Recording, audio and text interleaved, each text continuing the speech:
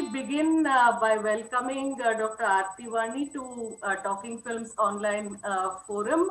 This is a film discussion group which began sometime in June. This is the 23rd session of Talking Films Online. Every week we meet on Saturday to discuss various films. So this week, Dr. Aarti Wani has suggested the Marathi film Natrang for us. Dr. Aarti Wani is an associate professor of English and the head of the department at the Symbiosis College of Arts and Commerce, Pune. She is the founding co-editor and currently lead editor of the international peer-reviewed journal Studies in South Asian Film and Media, published by Intellect Books, Bristol, one of the most highly regarded journals in film studies. Her writings on cinema have featured in Film International, EPW, and also online. Her book, The Fantasy of Modernity, Romantic Love in Bombay Cinema of the 1950s, which was published in 2016, has been published by the Cambridge University Press. Welcome, Dr. Aarti Wani, once again, and we really look forward to this discussion of Natrang with you. Thank you so much, Nikhila, for letting me be a part of this and share some ideas about Natrang. From what you said, most of you have seen the film, right? Yeah. All of us would have seen the film. So that's great. So I don't really want to, comment upon the film. I mean, that we can do. I feel as afterwards where we'll have a discussion.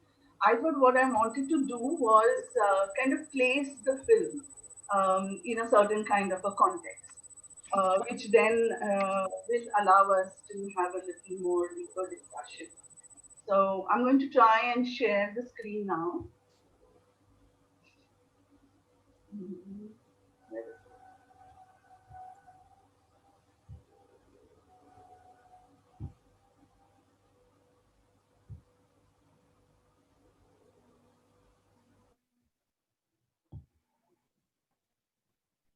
So I think this is visible to you. Yes, it is visible. It is visible. Okay, so like I said,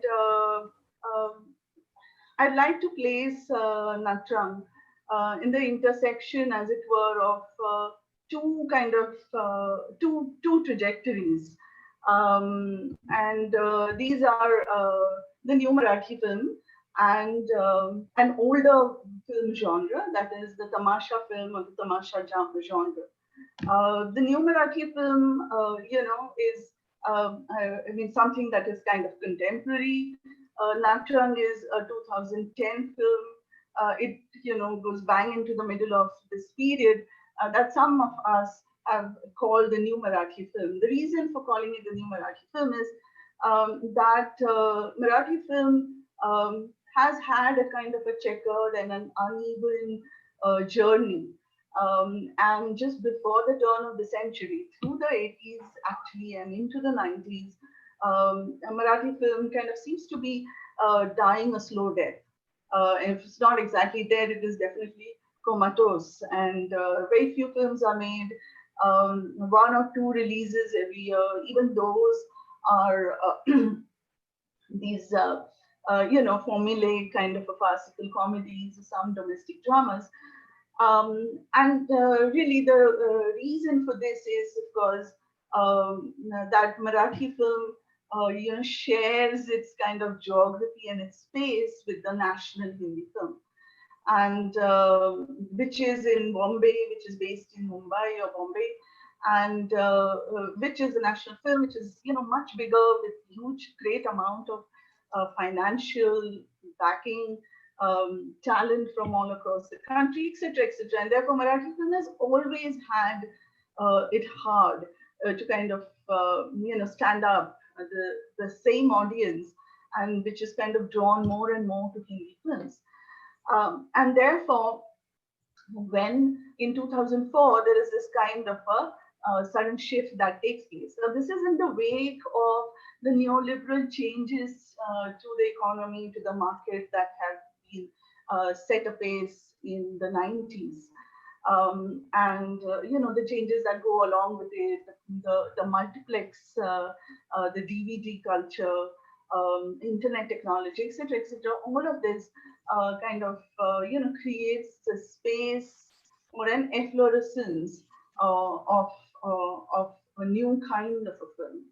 Now, this film is new in the sense not really extremely new, experimental or bold or courageous, but definitely new in terms of its ability to, look to deal with themes that are a little unusual, offbeat, not the regular humdrum comedies or romances that films were, even Marathi film was.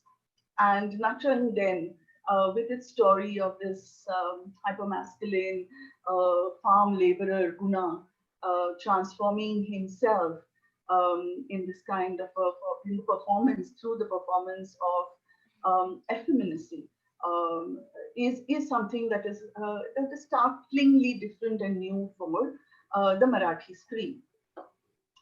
Um, Having said that, I think to particularly to understand Natrang, we have to go to a genre that is mainly actually in the 50s and the 60s, 60s really. Although I will tell you why I put 1949 there. Now, what kind of I said was happening to Marathi film in the 80s and the 90s, that is, it's kind of slowing down and dying, is something that actually happened earlier in the 40s. And this is, the post-war era with problems about the import of raw stock, etc., etc., and the bigger industry, all of it going to the bigger industry. So there comes a period where after the 20s and the 30s, where Marathi cinema has been dominant with great film directors like Shantaram, etc. After 45, 46, there's a sudden kind of a dip. And in fact, not a single film is released in 46. And then a film is released, Lokshahir RamJoshi, that is in 1947. And this film is, in a sense, it is not a tamasha film, but it draws on tamasha. It's based on a real life, a historical figure, RamJoshi, who's a folk poet, a shahir, and then his relationship, his romance with a dancer, and that too a tamasha dancer.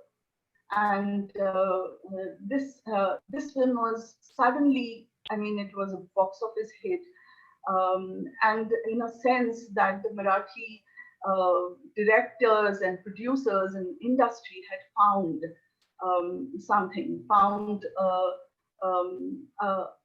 a way of actually addressing the Marathi audience.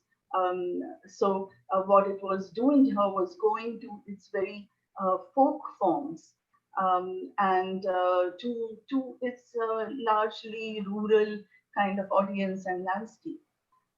This big film was, of course, a really big hit. And so, what is this tamasha?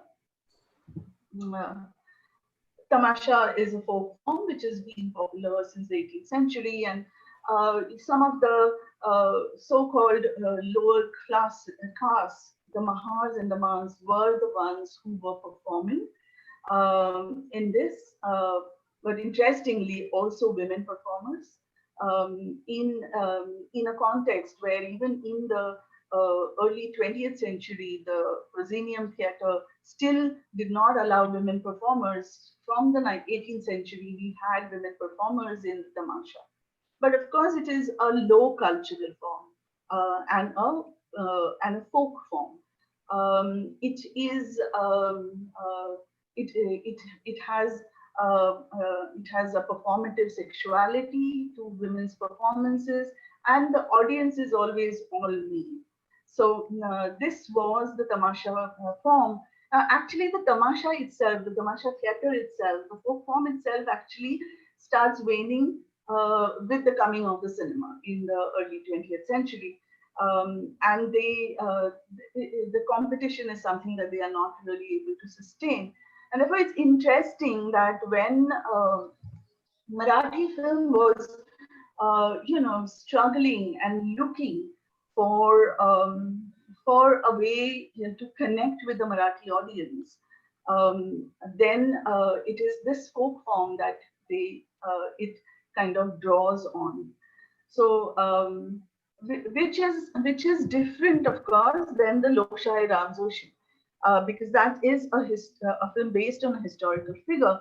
While the tamasha form itself, the tamasha genre, it starts with this film Sangate Aika, uh, mm, directed by Anant Mane, and with the legendary Hamsa Wadkar as as the central character. Now, slowly, gradually over this decade, this genre takes a form and takes a shape.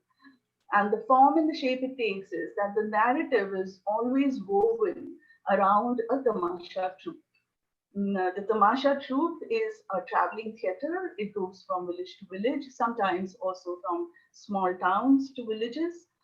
And the stories, the narratives are, in that sense, modern narratives, stories of parental love, sibling rivalry, ambition, etc., were all woven around the tamasha, which is like kind of a nomadic form, and entering into a kind of a familial space. Very interesting kind of a contrast and a space for a lot of melodrama.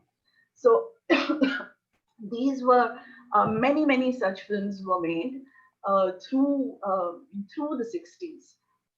Which some of the features of this tamasha film was, of course, that very strong female characters. These were, powerful in their own sense, in their own way. They were often, managers and central to the tamasha troupe itself. Their male counterparts were also equally extremely, the Maratha, the Jat kind of a hyper masculine male was the opposite, the hero of these films. Now, but along with this is something much more interesting for our purposes, and that is for the purposes of Natrang. That along with this, what these films had was the character of the Nachya. This is a figure who, in the Tamasha film, is a marginal figure. He is a male, but not quite male, and clearly not quite female. In terms of his dress, as you can see, that he dressed like a male, but yet with certain signs of femininity. So the bindi, for example, or there would be earrings, sometimes also a string of beads, pearls around his neck, and of course a gestural language of femininity. His role in the narratives was, like I said, on the periphery. So he was a part of the troupe. He could be kind of a close confidant of the dancer, the tamasgirin, or sometimes he also was villainous. All in all, a marginal figure.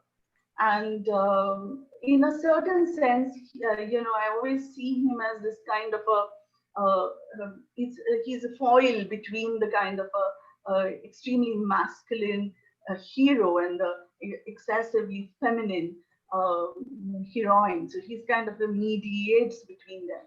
And yet, of course, he is kept at kind of a distance. Now, and this is where then this brings us, of course, to the current film. And clearly, what Ravi Zadav, the film director, is doing, and it's said in the film. So, if you recall that Naina, who is the dancer who comes to join the troop, um, it's her condition that let's have a Nachya, and she says very clearly that that is something that will give us a competitive edge. And when they kind of wonder about what she's talking about, she says the Nacha which is there in the Tamasha film. So there's this kind of a self-reflexivity to this, where it is Tamasha film from which she is drawing, because the original Tamasha, the real Tamasha, actually doesn't have the Nacha figure. Now, in the earliest of times, in the 18th century, some men would perform the female, perform femininity. They would be dressed in saris, etc. But that is far gone. So the Tamasha film itself has created the figure of the Nacha. And then in Natrang, when she says that let's have this, you know, this is something that will give us a competitive edge, which will give us make us something different. This is drawing on this kind of a tradition. Now then, I think some of the things that the film is therefore doing is enabling a certain kind of a conversation about breaking the binaries, and that is through the character arc of Guna, who, of course, as you all have all seen, is kind of forced, in a way, compelled to take on this role only because of his love of tamasha. But kind of grows, as it were, to appreciate that there is the lines actually between the male and the female are indeed porous. And as he says when he is creating the character of Brahmanata, in the play Burhanada, where he says that male and female, both of us share with each other. And so I think that this is this kind of a in the early in the last end of the last decade of the new Marathi film, we see this kind of drawing on a much earlier genre, and it makes kind of sense only in the context of that, because he's actually clearly speaking to that. In of course, in the sense that there is this kind of a progressive aspect to it, to bring a marginal figure center stage, to kind of put in question ideas of masculinity and femininity, to kind of try and kind of puncture this clear cut divides. At the same time, I think that within the cultural context of Maharashtra and rural Maharashtra, the film also carries its own limitations, in the sense that it's homophobic, clearly, because from the way we see Guna's reaction and resistance to, he responds with disgust to the overtures, the homosexual overtures. At the same time, his gang rape, which kind of, in certain sense, completes his feminization, but he also at that time says things like, I'm not of that kind. So he asks his oppressors to kind of spare him, because he says, I'm not of that type, saying that I'm not gay, I'm not homosexual. And yeah, so this is, I think there is this kind of a limitation to this imagination, that it definitely pushes the boundaries of gender, but even as it does that, it also limits that imagination through its homophobia. What is, of course, also interesting about the film is the focus on the body, and that is again something that on the male, the masculine body. So making this body the object, as it were, of desire as it transforms from its masculinity is again something that is interesting, given the fact that this kind of completely clothed bodies is something that Maharashtra always had. So you do not have this kind of an looking at a nude figure, a nude body. So much so that there was also a film called The Nude, which is a really bad film, which came up, which was released a couple of years ago. So yeah, I mean, yes. So since you said that, maybe 10, 15 minutes and then we could have a conversation. So that's it. Like, what else would we like to say? Uh, Thank you very much, Aarti, for placing the film in the two contexts, one of new Marathi cinema, and second of the context of Tamasha, and also foregrounding one of the principal issues of the film, the gender, and particularly the gendered body. Anyone who wants to come in at this point? Anything to say about the film or about you want to ask Aarti any questions? Layali, I see you've Yes, unmuted yourself. Yeah, please go ahead. yes, I'm ready. Yeah, Uh, please go ahead. the first episode of this narrating, as we can see, is a dream or ambition for a future project that the character try to achieve and strive for it. So the director, once he keeps us acquainted with this instance, he made us well involved with the narration. So the idea of homosexuality, I think, is rejected or denied from the beginning, because we are all prepared, or he get us well acquainted with the instance that he is a man who looks in full of his manhood, in terms of his physical appearance, in terms of action. So such impression we did not get.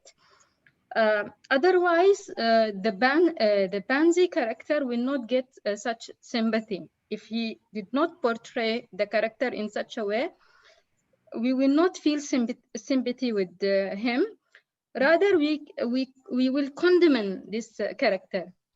Then a special focus was given to a female character as an attractive and very important factor in the success of this show, to draw our attention that the theater show is a combination of talent and also attraction, which cannot be attained without the female. Then we came to know that the female charm played a significant role in the situation, as the man be convinced or get convinced finally through the effect made by the perfect or pretty woman. Also, I want to make a comment regarding narrating objectivity and how exhibits a harmonious relation with the idea or with the message of the movie. I'm audible. Can I continue? Yes, yes. So such an objectivity clearly reflected in noticeable accidents in the narration. First, the gap between the character and his family, which becomes larger by the course of time. The negative attitude from the society, the attempt from a friend to have a sexual relation for the sake of fun. The talk between the Banzi character and Shoger, which has meaningful indication about Banzi character and his interaction with the surroundings. Finally, we came to last episode, which constitute a detour in the narration, that when the Banzi character get raped or has been raped from this scene specifically onward, everything has changed. And also, in my point of view, selecting a character which reflects true manhood in terms of physical appearance, as I have stated before, give the idea a very profound dimension, give the idea a very profound dimension, and also affected our perception of the entire theme in the story.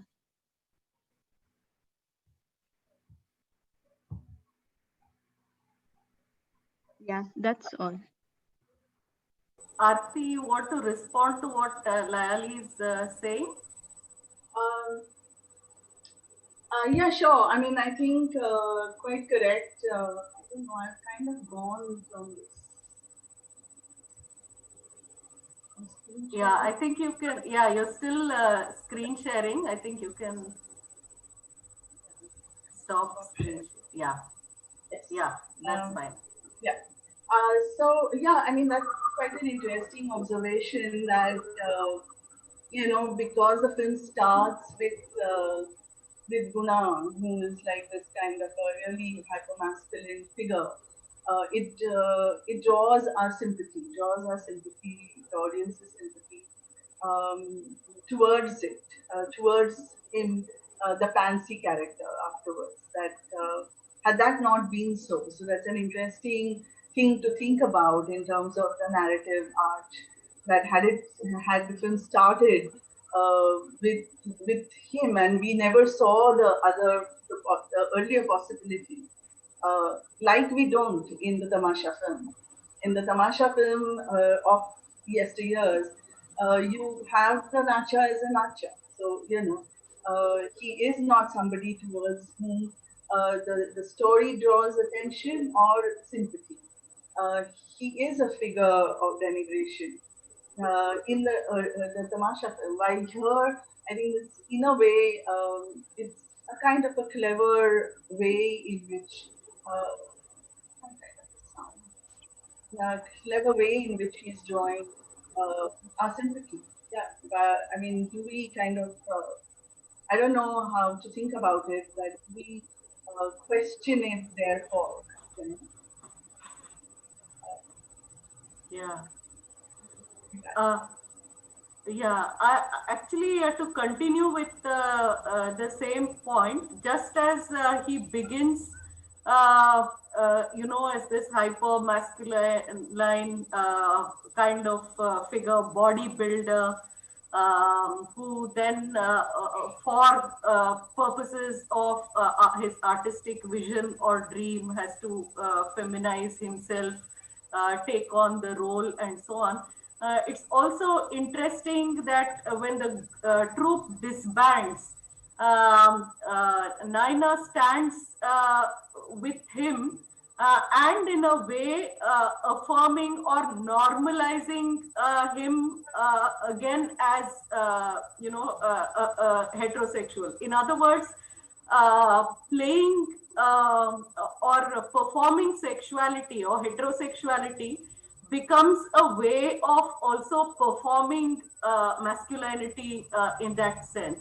So it's a way of restoring, his masculinity. That is the sense I got while watching the film. And I also had in mind, that something similar happens in Jogwa Aarti, where Tayappa, because of his relationship with Suli, kind of finds, his masculine self, or reaffirms his masculine self through performing his sexuality or the heterosexual relationship with Suli. So I was wondering if, that is so clear as to, when Naina decides to go with him, that this is a role that he's okay to perform and probably also get accolades for. But off the stage, he's very much, the man. So it's a kind of, recuperating what is in some ways lost by performing a feminine role. I thought this is my own sense. yeah, absolutely. Actually, it also reminds me of another film, Bal Gandharva. which is Okay. again made during this time a little after, I think in 12 or something. I see. It's a much worse film. Um, Okay. Even in terms of, I mean, this film is a successful film, in terms of how it kind of builds out the character and the scenarios. While Bal Gandharva is on the legendary Bal Gandharva, but there the director is, you know, very, very particular to make it absolutely clear that they are two different things. That his role, his performance on stage as a female character, Balgandharva used to be playing the female role, and his other personas. There's no porosity there. There's no mixing there, and Okay. he just doesn't explore what it would mean for a Mm-hmm. male to do a female. He doesn't explore that at all. So it just is like one of the roles he would do. And then one wonders, then what's the point of the film? Like, if it's Mm-hmm. so yes, but that seems to be. I think that there is an anxiety in the Yeah. Marathi, cultural space with masculinity, and then this need to kind of. So although Ravi Zadav is trying to push it to an extent, but he can Mm-hmm. go so far and not further. Um, and the homophobia is, I think, a very clear marker of that. And as you're saying, that through sexuality, he reaffirms his masculinity. Absolutely. Yeah. Yeah. Anyone else who wants to come in at this point? Can I come in, Nikhila? Yeah, please go ahead, Geeta. Yeah. Uh, Continuing with this concern with masculinity and the theme of masculinity in the film, which is such a predominant one, is also this issue of pursuing one's passion versus duty to the family. And that is something that comes up repeatedly in the film, where Guna is scolded by his father for neglecting the family, and uh, what is interesting, I thought, was um, while here the man is seen as as the provider, and he should be providing for his family.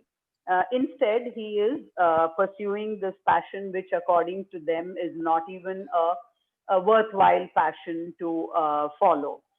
Now, this whole theme of passion versus duty to family is also very central to feminist analysis of text. When we are doing a feminist reading of any text, whether literary or cinematic, then this whole issue of whether the woman is able to, successfully follow her heart and fulfill her passion, and whether the family comes as an obstacle in that is very central to a lot of feminist readings of text. So this kind of a thing is happening alongside his feminization on the stage. So, just when Guna is taking on a feminine role on the stage, there is this parallel, narrative going on in the film about whether he should be performing his duty to the family rather than going and performing on stage. This is Yeah. something that came to my mind during the course of this discussion. Aarti, you want to respond to this?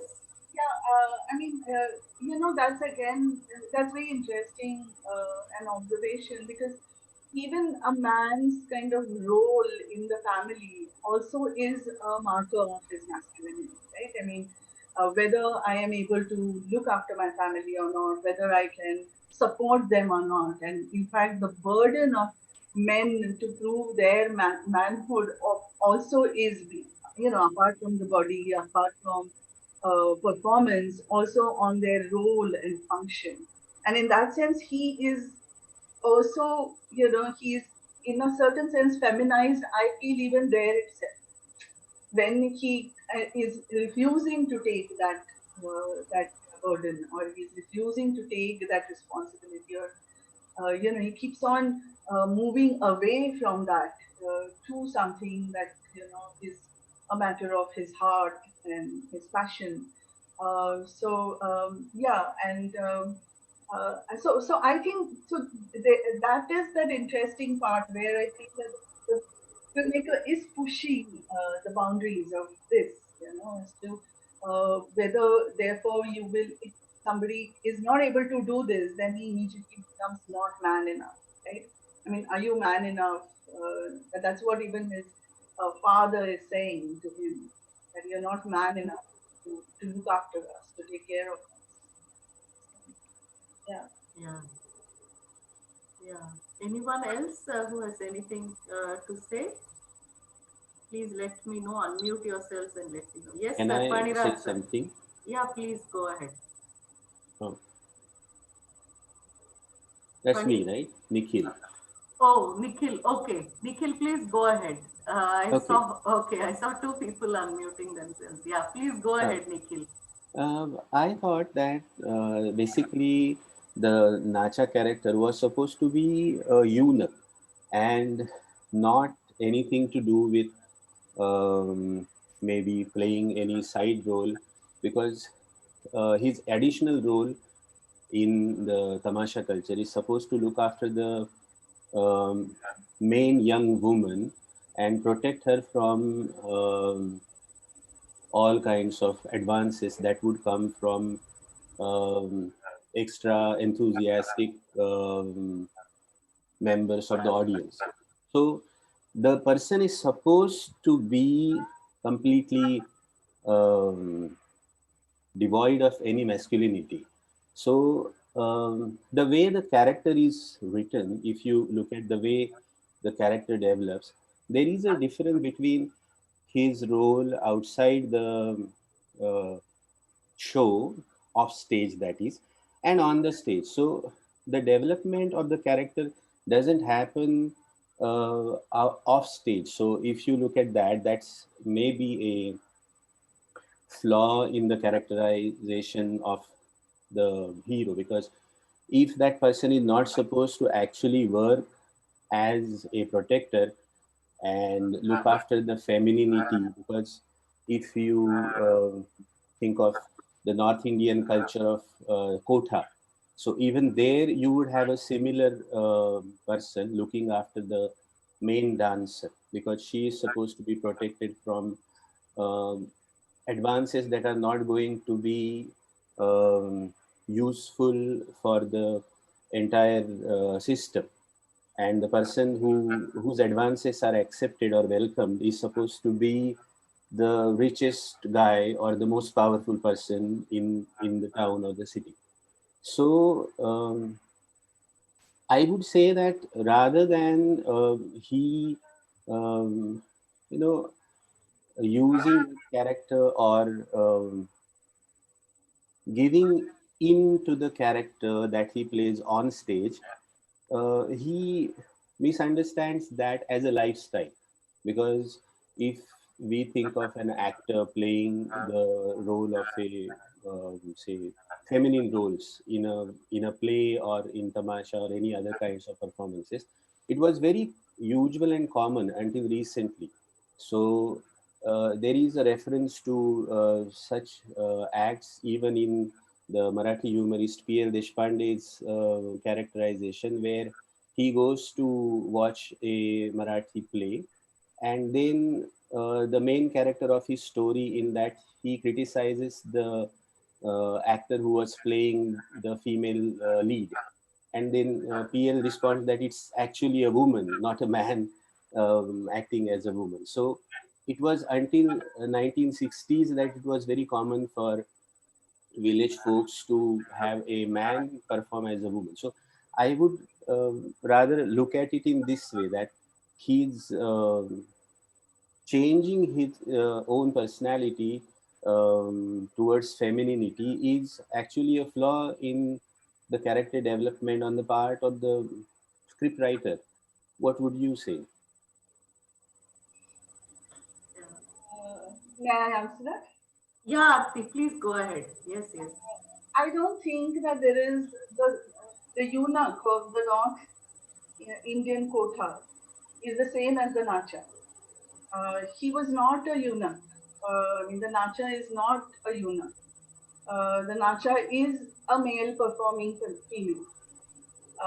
And there is no such role of protecting the female dancers.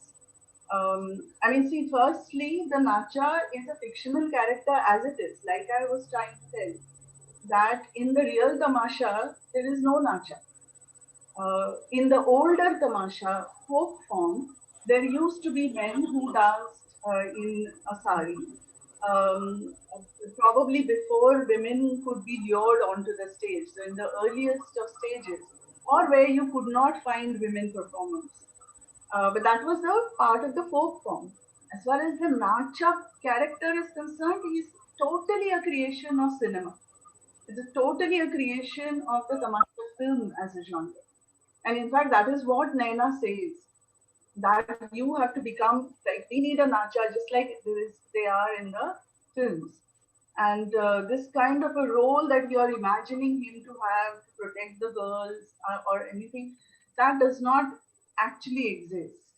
I mean, in the films, like I said, the Nacha character had in the Tamasha films, the Nacha characters had different roles. I mean, they were marginal roles, but they're different roles.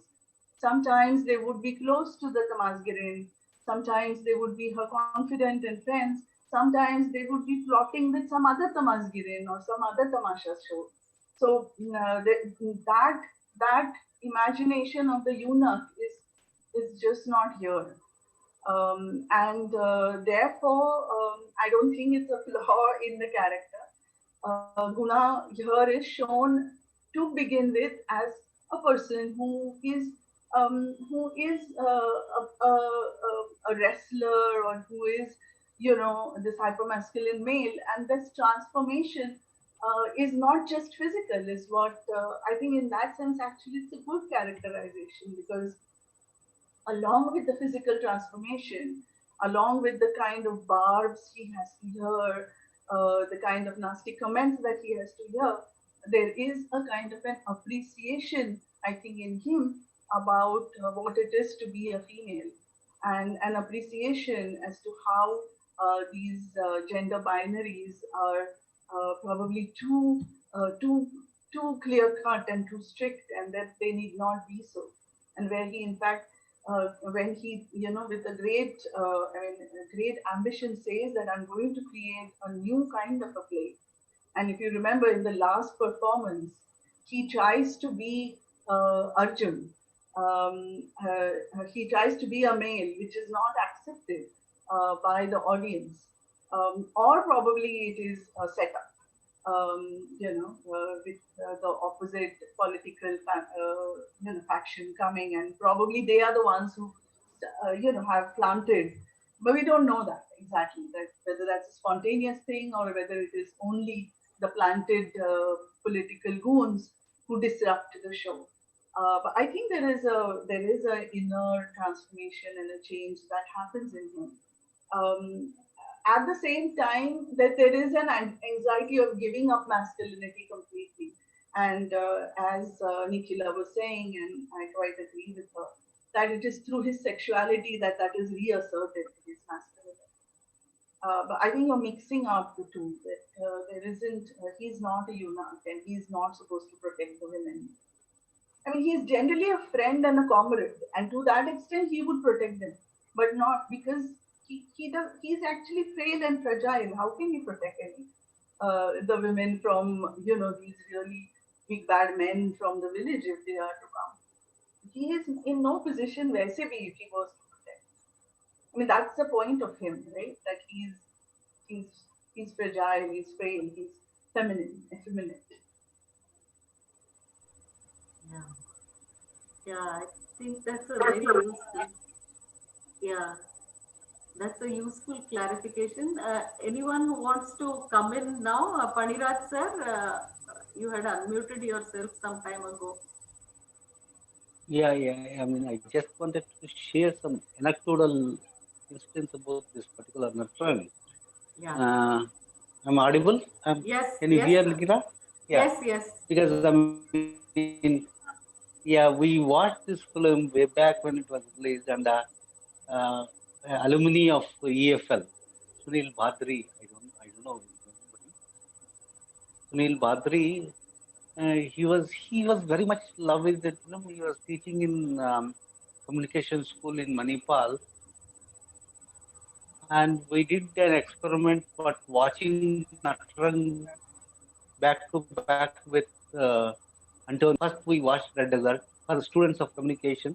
First, we showed Red Desert and then Natrang, and then put together, and we had a discussion, and we had a very interesting discussion outside the film study framework about sociological things. But the students over there, literally, say middle class and upper middle class, who are much more studying into the European films, could analyze Red Desert much more deeper than Natrang, because Natrang was supposed to be placed in a juncture between a art film and a popular culture, where it raises many of questions. I was very much interested to hear from Aarti, and Aarti did that justice to it. That where it is placed at a junction of art house and popular films, and it raises many questions which need not be answered, but deeper sociological questions which at the juncture of art house and popular films poses. Natrang is a knot, not between those two things, which we should again and again and revisit. As Aarti has rightly said, you don't go on discussing whether he's right or wrong, but there's a knot in our society, and knot we have to unknot over the sociological ways of we watching the films, because Natrang can be watched by anyone, but Red Desert cannot be watched by anyone. So that was the experience what we had with the film study students of watching Red Desert of Antonioni and Natrang, and a feminist outlook about what Antonioni says and what this film says, and that was interesting. I wanted to share that because whenever we approach a popular culture, we approach from different ends. The way to approach it is from the sociological ends, right?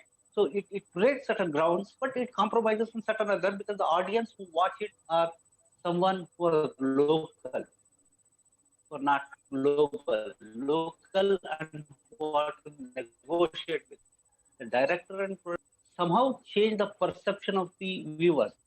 That's where Natrang comes as a knot between two ideas of watching the film, and it is very effective in a sense that it questions finally, as a popular film, whether it questions or reinforces the hegemony of the society. Natrang falls in a category of questioning the hegemony, but leaving it, I mean, doesn't answer it. Why we should answer it? Because unless sociologically society doesn't have an answer, it should pose the questions to the viewers, and Natrang has posed to the question viewers. That was a very lively discussion we had way back 10 years back when we watched Antonioni's Red Desert and Natrang back to back, and we discussed. I just wanted to share that view. I mean, it's not a comment, but Aarti did bring in that very uh, uh, lively issues of locating popular culture in understanding the society what we are. That's what I wanted to just add in. That's all. It's not a.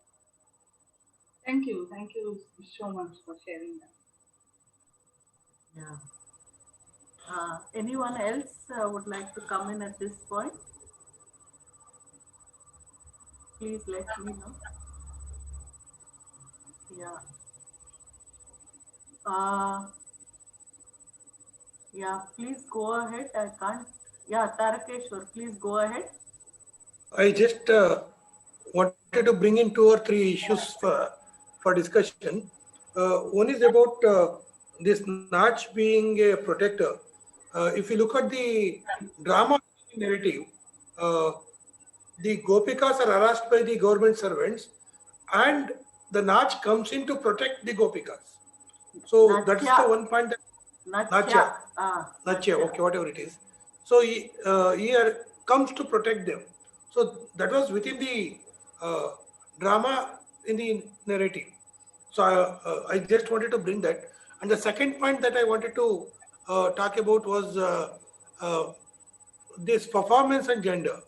So performing gender, uh, we need to we the I think there is a tension between two discourses of gender within the narrative.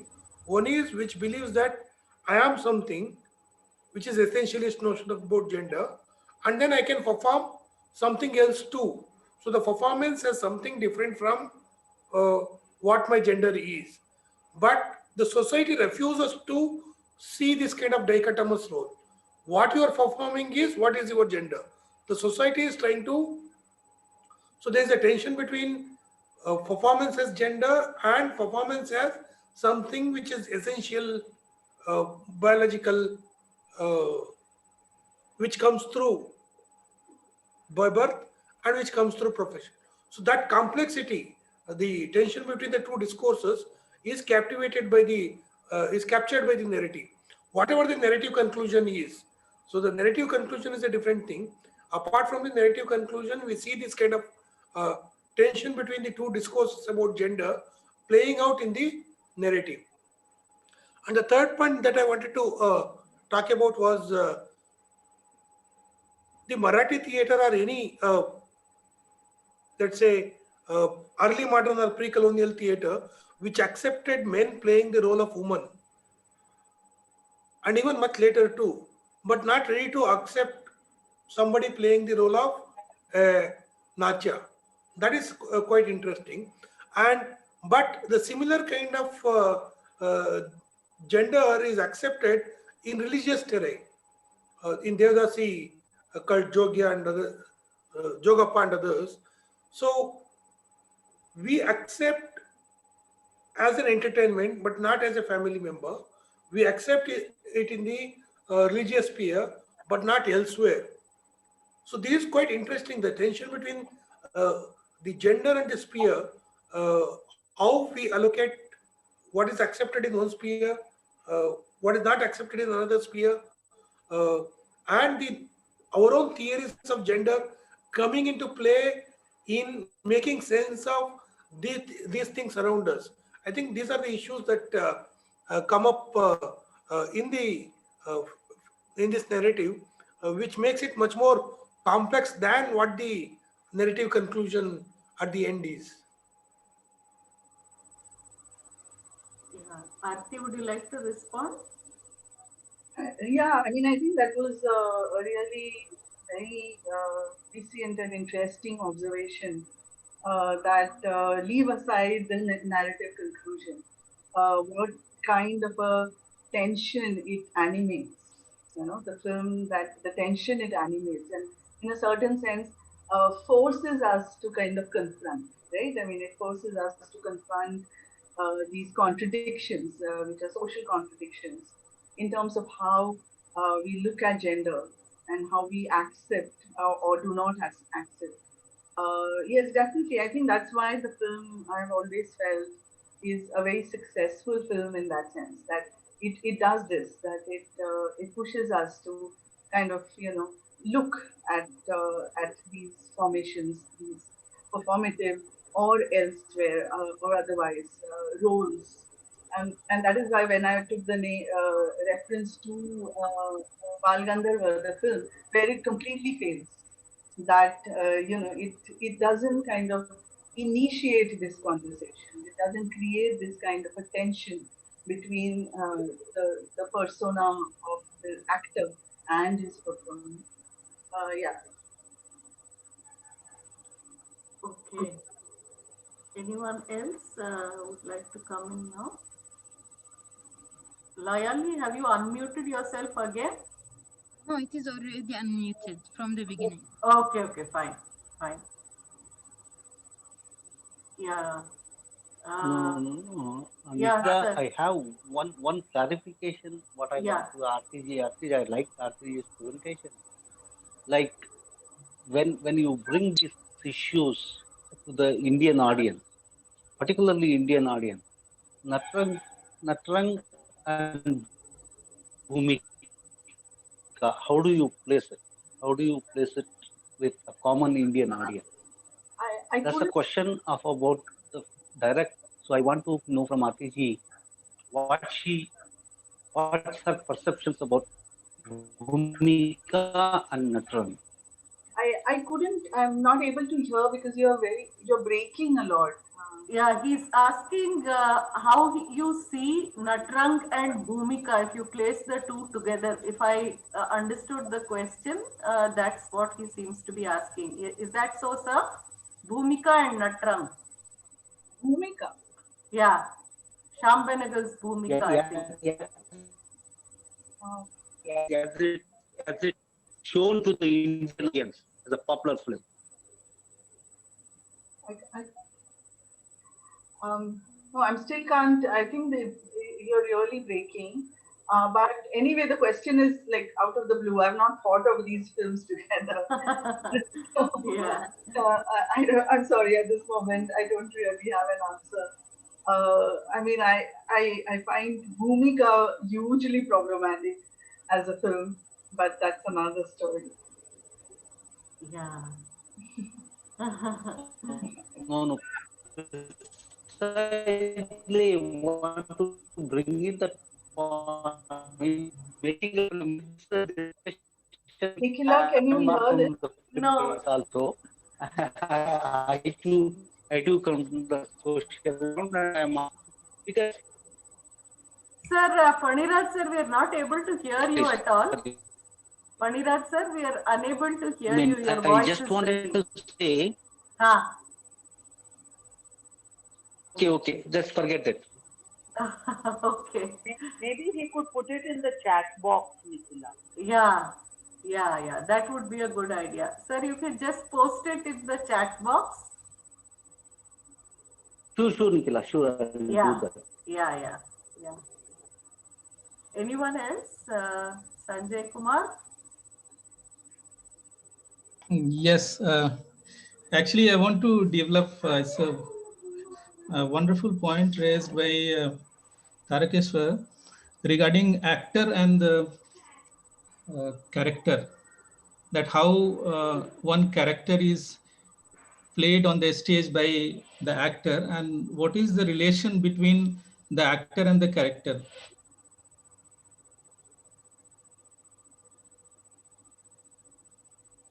Six characters in search of an author. So you have, as Pirandello wanted to present, theater the way it is staged. So the relationship between the character, uh, actor, director, author, and characters. So they are all how pitted against each other. So suppose when the actor is acting, he believes that he's giving body, form, voice, and gesture to a character. So he thinks that the character, if at all, lives, as in one of the dialogues, which is given by, it's in the mouth of the manager in the play of Pirandello, that if at all there is a soul of the character, it is only in the through the actor that it comes out. So character doesn't have its own life, okay, but there are six characters, and out of six characters in that play, um, this the father, he's the name of that character is the father, and the father says that characters are eternal, they are real, and he wants to prove the point that they do not die. So the creators of the characters can die, but characters, they do not die. So in this, if we applied this to this film, we see that um, um the actor wants to do this role of, that pansy character, okay, or effeminate character. And what happens that slowly he is dominated by this character. The actor is dominated by the character, and he finds himself very difficult to come out of this, because the public trying to put him in this box that this person is effeminate. So he is doing the role of an effeminate character, the person, though to some extent in the gestures and all that,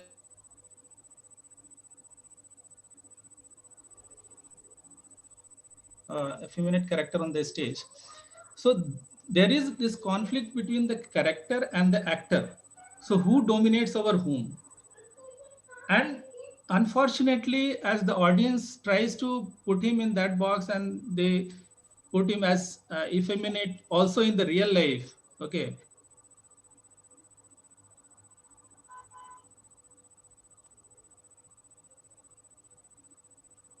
Yeah, we lost you in between.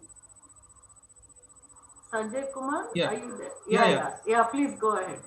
Yeah. So what happens that, and he actually is treated by many people as, uh, that homosexual, or like he has lost his masculinity. So he tries to portray in that play which he is writing, Arjuna Brihananda. Arjuna Brihananda is an attempt to use the mythological narrative of gender bending. So what happens in that story in Mahabharata, that Arjun, um, I mean, it's a story in Mahabharata where what happens that Urvashi curses Arjuna because Urvashi wanted to make love to Arjuna, which Arjuna refused. And Arjuna refused because Urvashi had made love with one of the ancestors, like Puru, in the family. So uh, in that way, Arjuna says that, you are like my mother, how can I make love with you? And Urvashi says that, for apsaras, it doesn't matter, all these rules do not apply to the apsaras.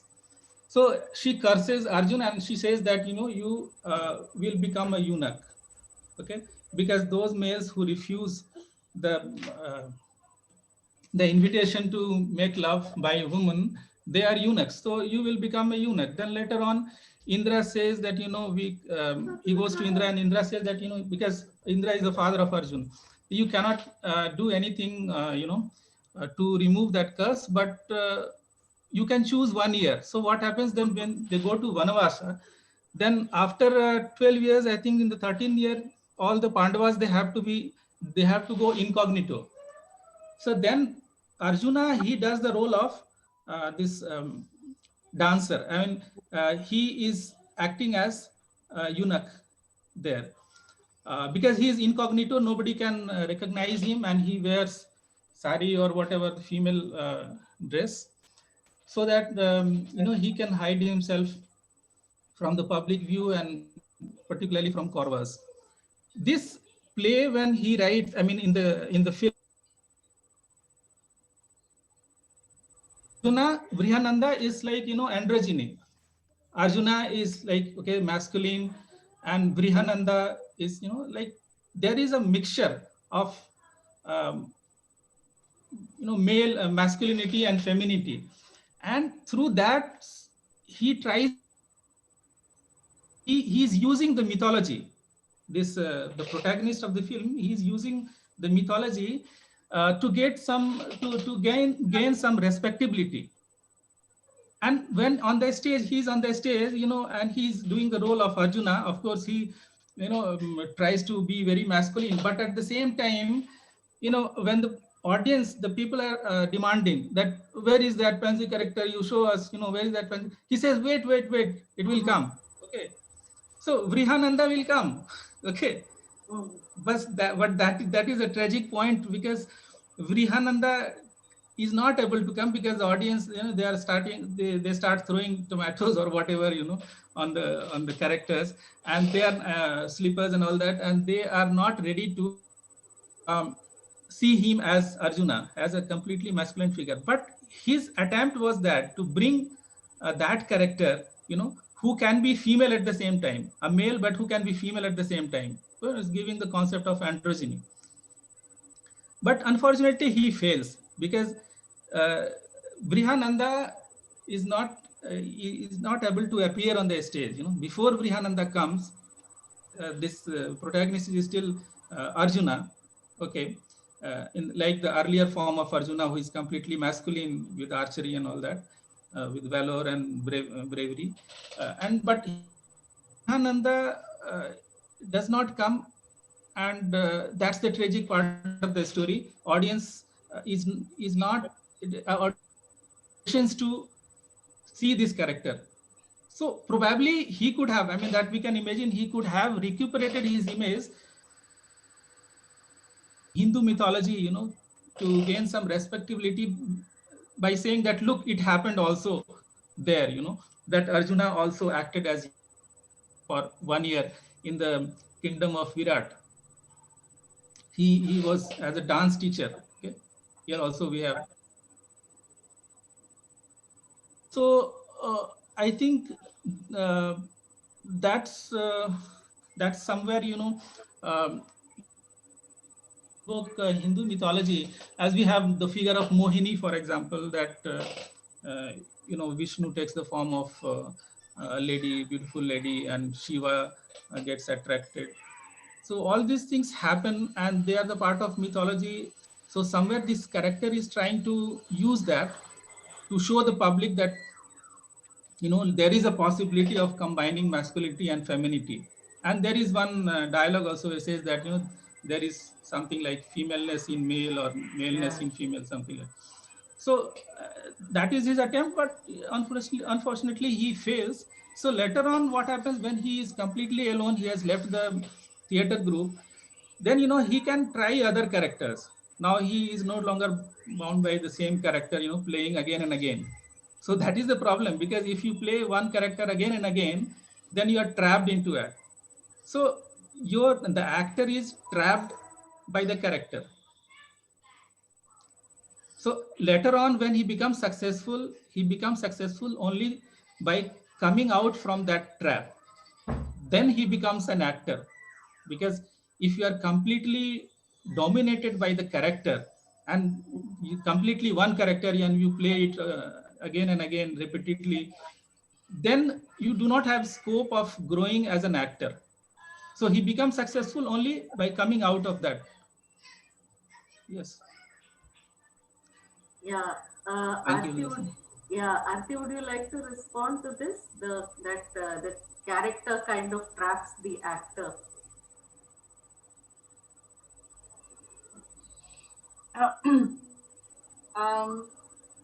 I don't know. I mean, I was rather thinking of the character as actually liberating the actor.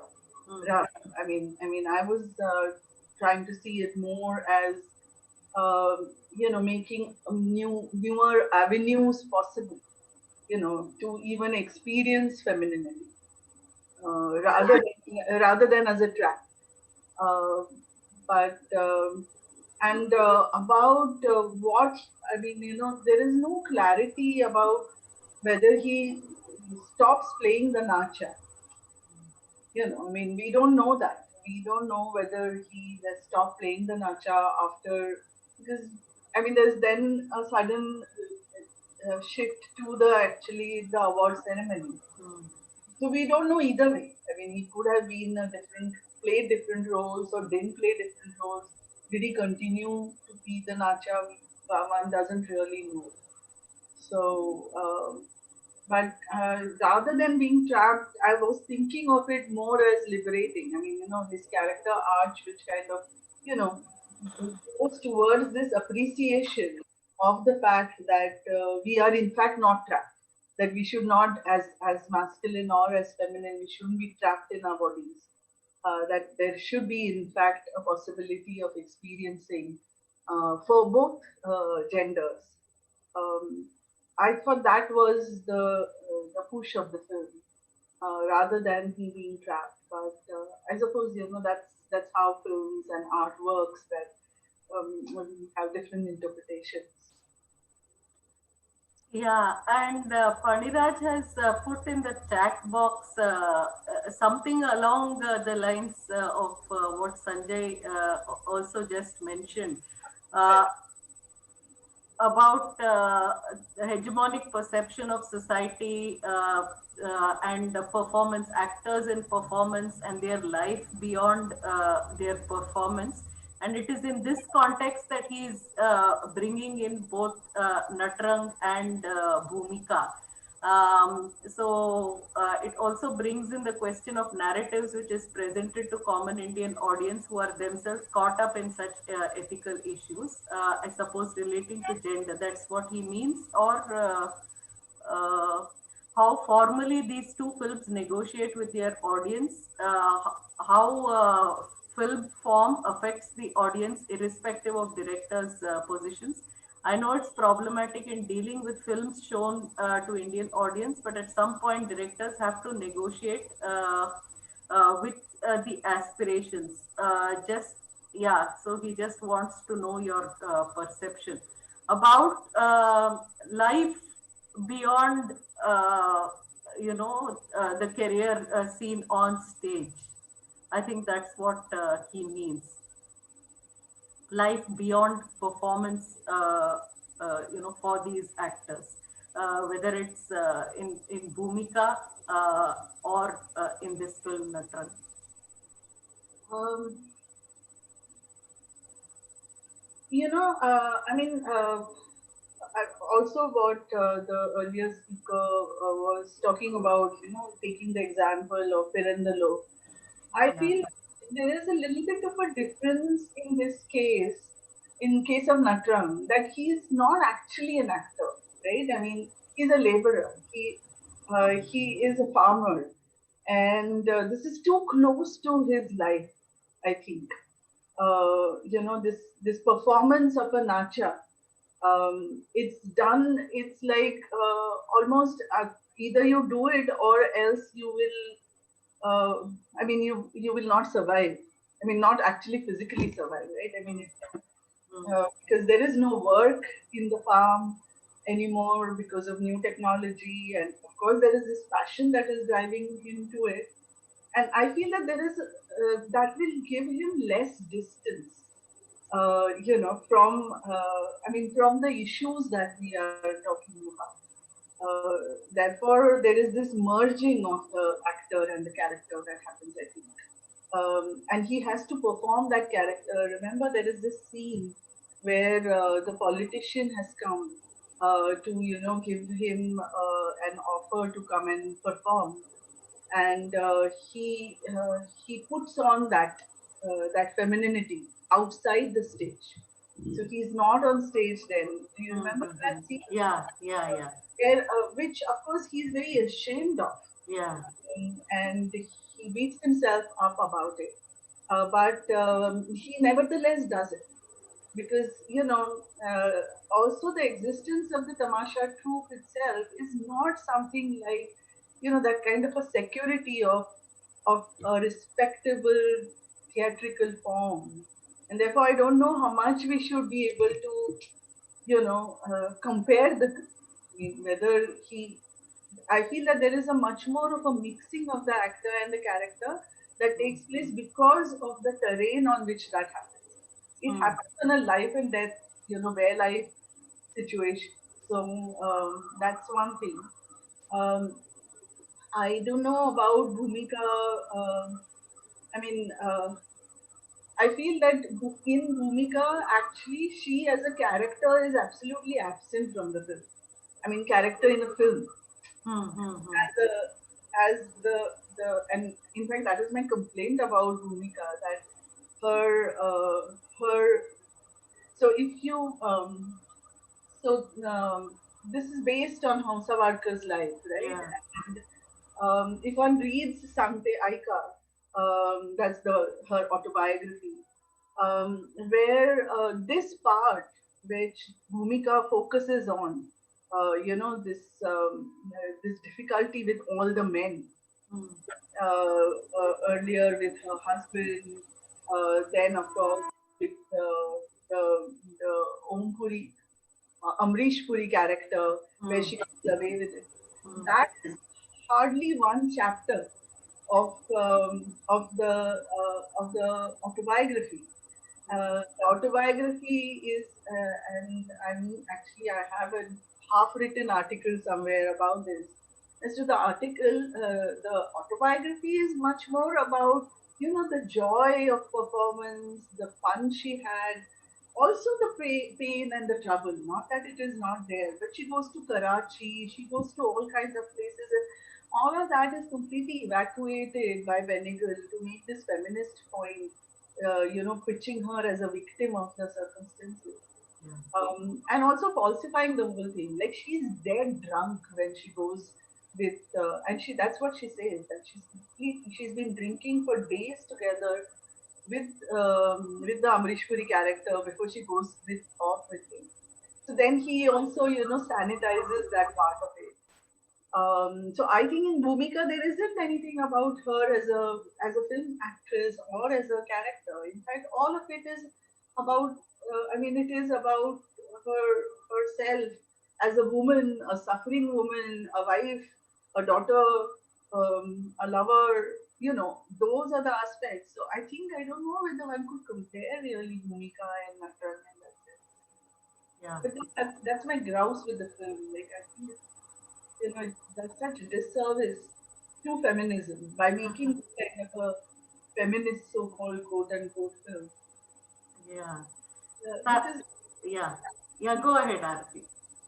no, so like for example, he says that it is based on the autobiography, but he really picks and chooses only those aspects where he will make her this kind of a suffering victim character, which she is not.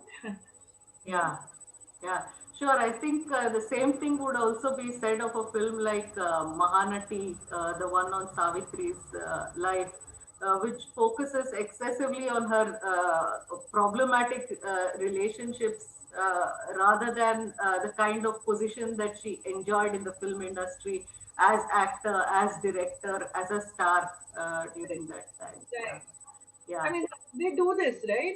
I don't understand it. yeah, The yeah. savior phenomena. Firstly, Benegal has the savior thing, and then that's very bad. Yeah. Tarakeshwar, yes, go ahead. Uh, I came to know that this film is based on a novel which was written in 60s or 70s.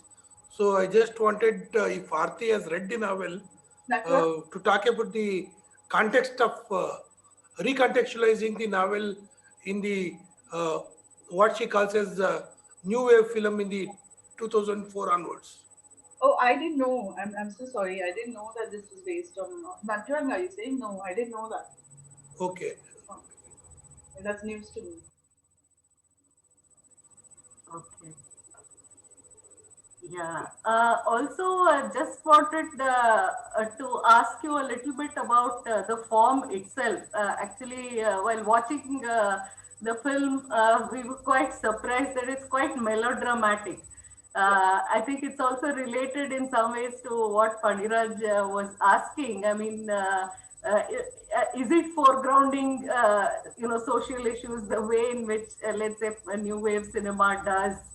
If it were to choose its form, then it would be realism. The melodrama with the songs and everything, we were quite surprised when watching the film. Would you have anything to say about that?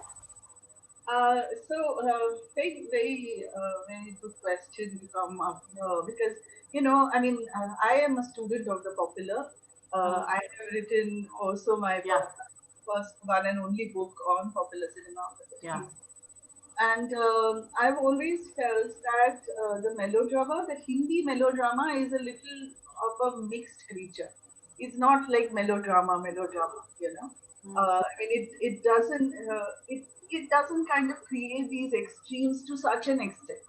Particularly of the 50s, or particularly of that period.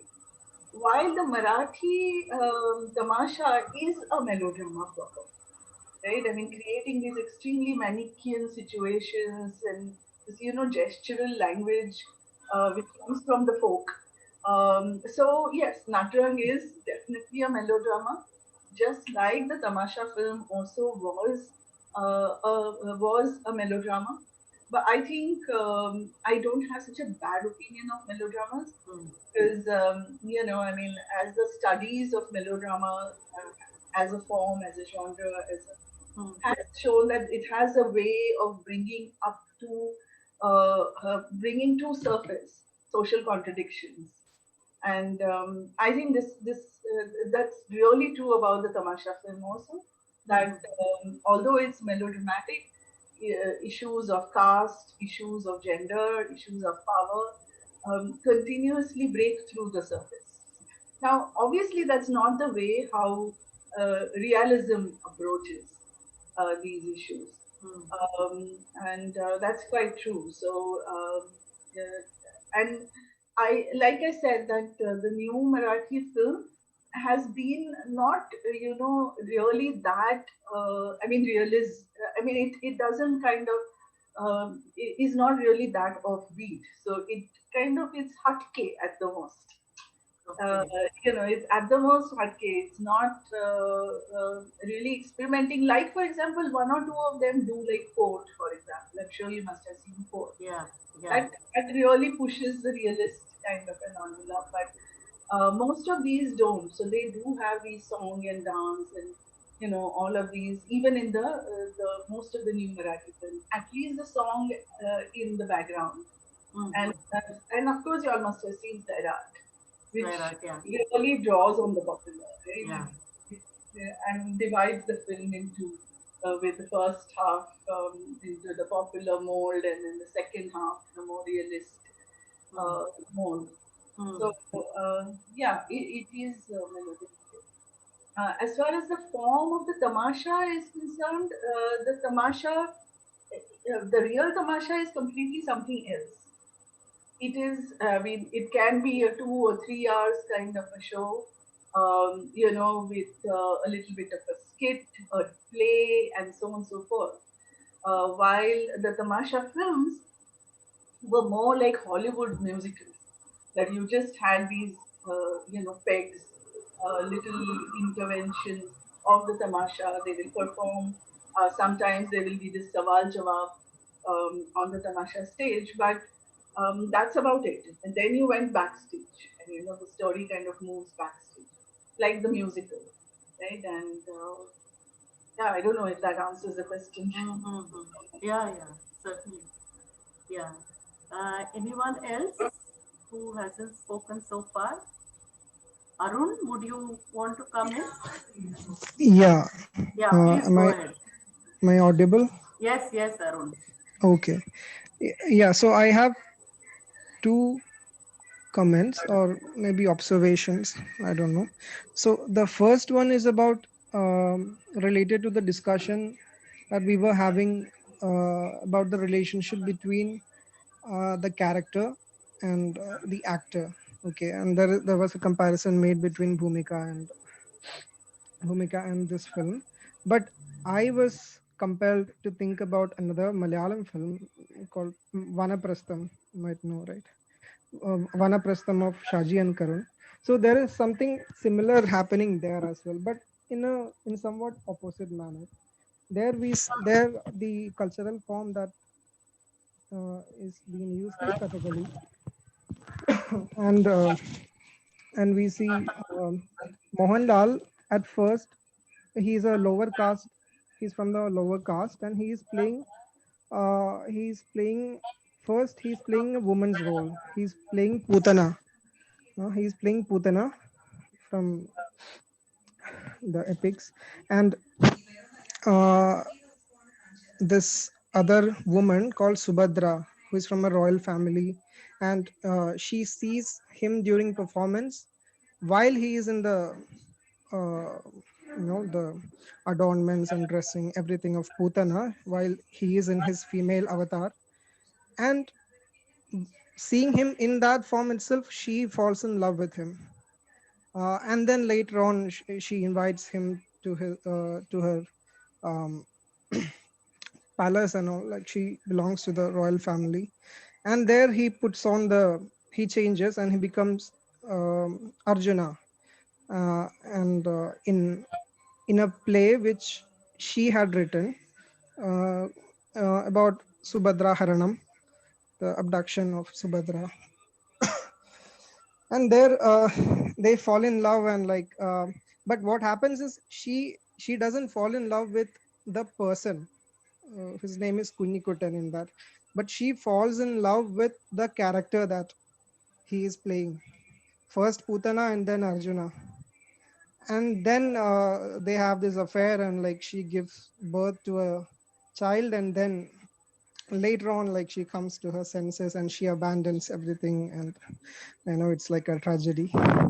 So I was thinking about that film while we were talking about this, the relationship between the line between the actor and the character, and at what point, especially in art forms like theater, where one person can repeatedly play the same character. So at what point will there is a chance that a person, an actor, could lose his sense of self because of the character that he's repeatedly portraying. This happens, and it often leads to madness. That was interesting. And the next is somewhat of a question.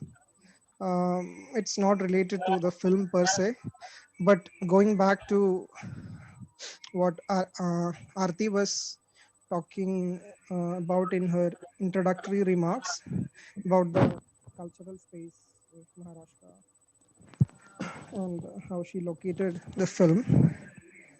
So I was wondering, since since the emergence of this Hindi cinema uh, in Bombay as the dominant cinematic form, cinematic industry rather, this Marathi cinema has been in a gradual decline in a comatose form, as rightly pointed out by Aarti. But I was wondering, what explains this longevity of this Marathi Rangabhumi and all, the theater, uh, which is still thriving and which is still very popular, even when this Marathi cinema failed to hold its own. And another interesting thing that I noted is very recently, since 2010, including this film Nat Samrat, there has been so many Marathi films dealing with the theme of the theater of Rangabhumi, like that the film of Nana Patekar, Nat Samrat. Then there was a film about um, Kashinath Ganekar. Then another one about P.L. Deshpande, Bhai. So even in cinema, theater is dominating. The Marathi theater is kind of finding expression even through Marathi cinema, and basically almost these cultural forms, these folk cultural forms are dominating kind of in what could be considered as artistic new Marathi cinema. I was just wondering what is the reason for this longevity of Marathi cinema, Marathi theater, uh, where Marathi cinema is kind of failing and is being overshadowed by the Hindi cinema. Yeah, that's it. Thank you. Aarti, would you like to come in on these 2 points that Arun made? Uh, First about this actor character point, and the other about theater, uh, Marathi theater.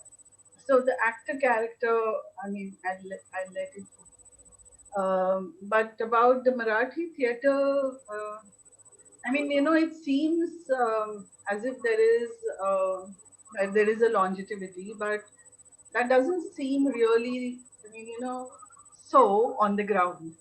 I mean, in fact, so there is an experimental kind of a theater that happens, but nobody can make a living from theater.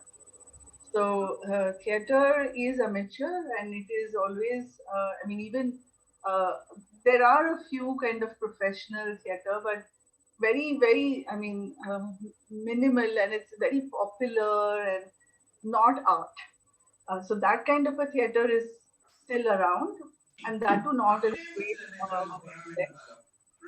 Theater which can be considered art or experimental is not really doing that well. I mean, to the extent that young people, who have jobs, all of them have day jobs. None of them are able to have, many shows. And I know so many people in Pune. I mean, Pune is the hub of this theater. They're not really doing that well. And in fact, it has been in decline. It's not dead. That's all one can say. And it survives on the kind of fringes of college kind of festivals and those kinds of things. But your other observation is really interesting about how cinema seems to go to this theater, I mean, Bal Gandharva, then Samrat, and so on and so forth. I mean, I haven't really thought about it, but there is this aspect of nostalgia that the Marathi culture is so good at doing. I mean, it indulges in this kind of a nostalgic uh, thinking about its own cultural spaces and cultural icons. In terms of how well these films do, uh, I mean, not very well. I mean, for example, uh, they don't become like hugely popular either, but at the same time it's not necessarily that they are artistically or something. uh, I mean, they're achieving something on that front. It seems a lot like nostalgia. PL Deshpande, that really flopped. um, and there's another film which did really well, which is again on theater, and that is Katyar Kalzar Dusli. And Katyar Kalzar Dusli was based on a play of the same title, and it created a little bit of a cultural war between caste, because Katyar Kalzar Dusli is very much, a Brahminical kind of a play written by Brahmin, performed by Brahmins, and uplifting the Brahmin against the Muslim. So, the singers of yesteryear, so the Pandit and the Muslim singer, with kings and queens and stuff like that. So that like did hugely well. But by and large, these other films are not very well, not done that well. But it's interesting to just observe that that is going to theatre. Even Natrang is going to the folk theatre, or Natya Samrat, or Balgandharva, or Bhanekar, or P. N. Deshpande. I don't know, is it trying to kind of, grasp at something, of a cultural past, the idea of a glorious cultural past? It's probably likely. I don't know. I'm sure this is not. Yeah. The nostalgia factor is there, I think. But as far as I know, there is still, at least at the fringes, though at the fringes there is still an audience for Marathi theater, I think, Yeah, from yes, my sources. yeah, And yeah. yeah, And I was just comparing it with the situation in Kerala. Now, Kerala also had a very long tradition of progressive theater, and all, KPAC, all that stuff was there. yeah, Now it's like almost dead. Nothing is okay. there. I have never seen any play in my lifetime in Kerala. So, it's. I think there is this aura kind of thing around this Marathi theater, which the Marathi culture is trying to, you know, Yes, yeah, John. project. Yeah, no, definitely. I have seen plays, so I mean, it's not as dead as it is in Kerala. I agree that that's the case, and we have theatre festivals in Pune. All that I'm trying to say is that it's a very niche audience. It's the same audience. So whenever we go to a play, we see the same bunch of people for every play, so but it's not something that is, and this is a play which is, this is a theater which is, well, slightly like experimental and etc or new. Then there is this one little kind of a strain of the kind of popular farcical kind of a place that also is there, but and it kind of goes on. I mean, it has its own audience. It's not big, but I can understand if we are comparing it with other regional language theaters, and probably yes, we do have a theater. I don't know how to explain it. I mean, I don't have explain as to why it is there and why it is not there in other places. Why it is survived? I think it has survived in a very niche audience, but it has clung on to it. Like, this audience also is interested in this theater, and uh, and they feed on each other, I think, and they survive and they nurture each other. There is a disdain for the popular in this audience, so that also is something that helps it to kind of be there. Thank you. Okay. Pandirath sir says in the chat box that yes, we can bring Vanaprastham into the discussion of performance and life beyond. Yeah, ethics of performance, audience who are themselves caught between ethics of performance and ethics of hegemonic societal codes. It is this conjuncture where the director has to deal with the theme as his or her perspective and what it means to the audience. Yeah. Any other point? Anyone else wants to make any other point at this time?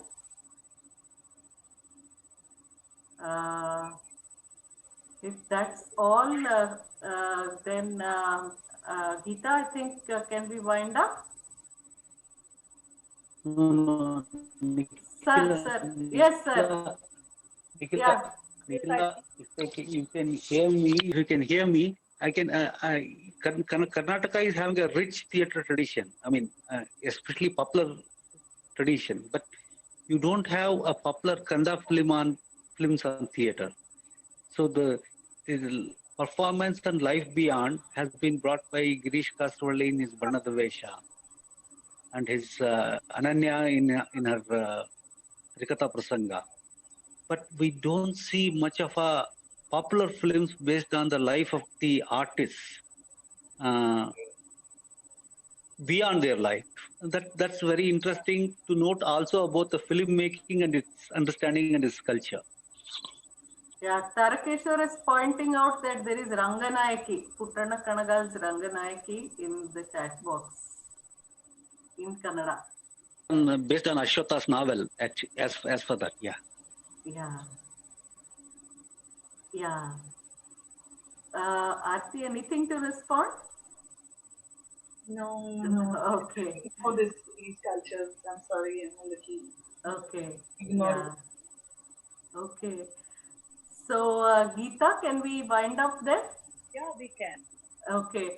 So, thank you very much, everyone, for joining in for this discussion on Natrang, and very special thanks to Aarti for making it for this late night discussion and giving us such a wonderful presentation, placing this film in the context of Marathi cinema as well as Tamasha. Um, so we hope you will be able to join us for other sessions of Talking Film online. And all of you, please make a note from next week onwards for a month. We are going to have the Short Film Festival, Chittaramala, curated by Geeta Vishwanath and Nipa Majumdar. So the links will be shared. The time for discussion is going to be the same. It's going to be at 9 p.m. On Saturday. So good night and hope to see you all next week. And thanks to everyone, and thanks especially to Aarti. Thanks to Aarti and everyone. Thank you so much, Nikhila, for asking me to be here. giving me this opportunity. It was lovely to have this conversation. And I Okay. hope to join, except that this time seems like crazy to me, because I'm still doing this early morning teaching and stuff like that also on Saturday. So, God. Okay, but I'll try. Okay. Okay. Thank you. Thank you. Thank you so much. Okay. Thank you very Yeah. much and Thank good you. night. Yeah. Good night. Good night. Night. Good night, everyone.